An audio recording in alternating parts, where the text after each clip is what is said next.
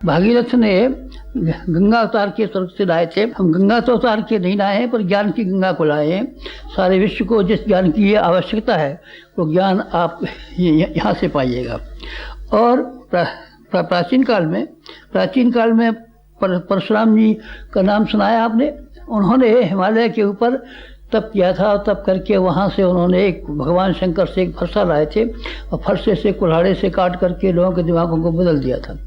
Brain washing का काम हम भी कर रहे हैं आजकल, बहुत ब्रेन वॉशिंग कर रहे हैं। पढ़े लिखे लोगों का, विद्वान लोगों का, सामान्य लोगों का, किसानों का, दूसरे लोगों का, पंडितों का, सबका ब्रेन वॉशिंग कर रहे हैं।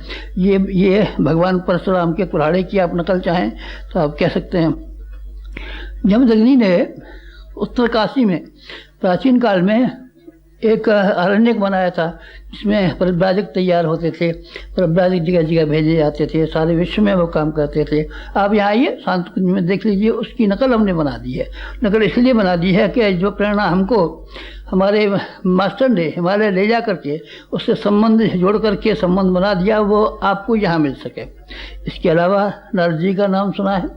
नारद जी ने संगीत के माध्यम से सारी दुनिया को हिला दिया था। नारद ब्रह्म और शब्द ब्रह्म, ये दोनों ब्रह्म हैं। इससे उन्होंने, नारद जी ने पार्वती को ज्ञान दिया था, ध्रुव को ज्ञान दिया था, वाल्मीकि को ज्ञान दिया था, प्रहलाद को ज्ञान दिया था, सावित्री को ज्ञान दिया था, जाने कितनों को ज्ञान दिया था। और वो ज्ञान ऐसा था कि उनके जीवन की कायाकल्प ही हो गया। वो काम भी हमने किया है यहाँ रह करके। यहाँ शंकराचार्य का नाम सुना है। उन्होंने 4 धाम बनाए थे, इसमें से एक धाम बद्रीनाथ धाम भी है उत्तराखंड का।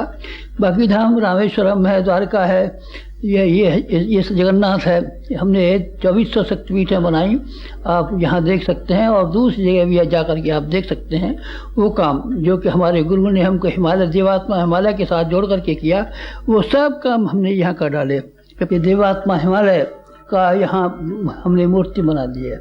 इसके लिए बना दी है, अपने लिए। हम तो हवा से हैं, हमको तो 3 बार भेजा गया है, तो हमने तो उन सब स्थानों को देखा है और उनके जीवात्माओं से सूक्ष्म संबंध स्थापित किए हैं। पर आपके लिए हमने शांत कुंज बना दिया है। आप यहाँ आया कीजिए।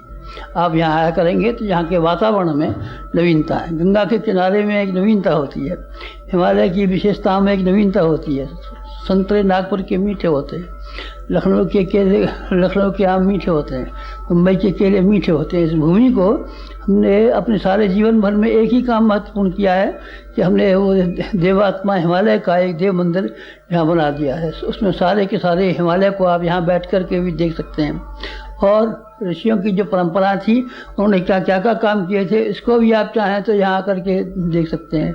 ये बहुत महत्वपूर्ण कार्य थे जो हमने किए हैं और आपके लिए किए हैं। आपका जन्मदिन हुआ करे तो आप यहाँ जरूर आया कीजिए। आपका विवाह दिन हुआ करे तो आप यहाँ जरूर आया कीजिए। आप लोगों के बाल बच्चों के संस्कार कराने हो तो आप जरूर आया कीजिए। तीर्थ स्थानों में पितरियों के लिए श्राद्ध तर्पण किए जाते हैं। आपको कभी कराने का मन हो तो आप यहाँ आया कीजिए। आपको कोई अनुष्ठान जब करना हो तो आप यहाँ आकर के किया कीजिए। यहाँ उसका विशेष फल मिलेगा, क्योंकि यहाँ की शक्ति, जहाँ की भूमि में हिमालय का द्वार है, ये गंगा का ये तट है, 7 ऋषियों के तप करने का स्थान है, हमारा भी तप करने का स्थान है। इसलिए अगर आपको मौका मिला करे तो आप यहाँ ज़रूर आया कीजिए। मैं इसलिए आपको कह रहा हूँ कि अगर आपका ये मन हो कि अध्यात्म जो है विज्ञान है या अंधविश्वास, तो आपको फिर ये ध्यान रखना चाहिए कि अध्यात्म का सही तरीका क्या है। सही तरीका आपको नहीं मालूम, बस इसीलिए आप बेकार होते हैं, परेशान होते हैं, ये होते हैं। आप केवल पूजा पाठ करते हैं, कर्मकांड करते हैं, और कर्मकांड के साथ साथ में जीवन को जैसा ऊंचा बनाना चाहिए वैसा ऊंचा बनाने के लिए कोई आपका मन नहीं करता। आप मन कीजिए, फिर देखिए भगवान आपकी सहायता करता है कि नहीं। भगवान झूठा है कि सच्चा है? भगवान झूठा नहीं है, सच्चा है। भगवान कैसा देखा आपने, हमने कैसा देखा, चलिए बताते हैं। भगवान को हमने प्रतिछाया के रूप में देखा और भगवान को हमने प्रतिध्वनि के रूप में देखा। प्रतिछाया क्या? शीशे में जैसा अपना चेहरा देखते हैं बिल्कुल हूबहू वैसे ही होता है। और भगवान को हमने देखा है बिल्कुल हमारे जैसा है। हमारे जैसा उसका ईमान, हमारे जैसा उसका मन, हमारे जैसे उसकी बुद्धि, हमारे जैसा उसका प्यार, बिल्कुल हमारे भगवान का हमारे जैसा।